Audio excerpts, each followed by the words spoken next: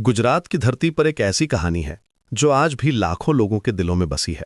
ये कहानी है माँ खोडियार की, जो सिर्फ एक देवी नहीं बल्कि एक माँ है जो अपने भक्तों की हर मुसीबत में साथ खड़ी होती है। आज मैं आपको ले चलूंगा उस समय में जब वल्लभीपुर में राजा शिलभद्र का राज था और एक सच्चे भक्त मामड़िया गढ़वी की तपस्या से धरती पर माँ का अवतार हुआ था। वल्लभीपुर के राजा शिलभद्र के दरबार में मामड़िया गढ़वी नाम का एक व्यक्ति था।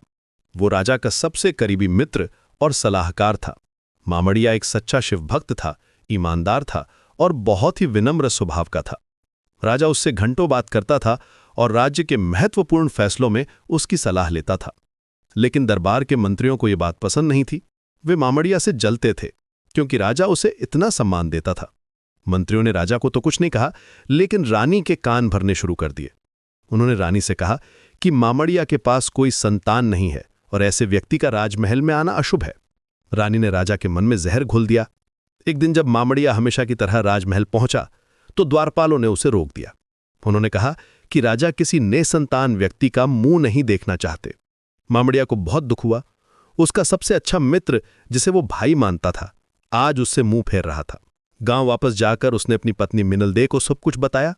अब तो उसकी जिंदगी जहर जैसी लगने लगी। लोग उसे देखकर ताने मारते थे। वो बहुत परेशान हो गया और भगवान शिव के मंदिर में जाकर तपस्या करने लगा। मामड़िया ने भगवान शिव से प्रार्थना की कि अगर उन्हें संतान नहीं मिली तो वो अपने सिर काटकर कमल पूजा चढ़ा देगा।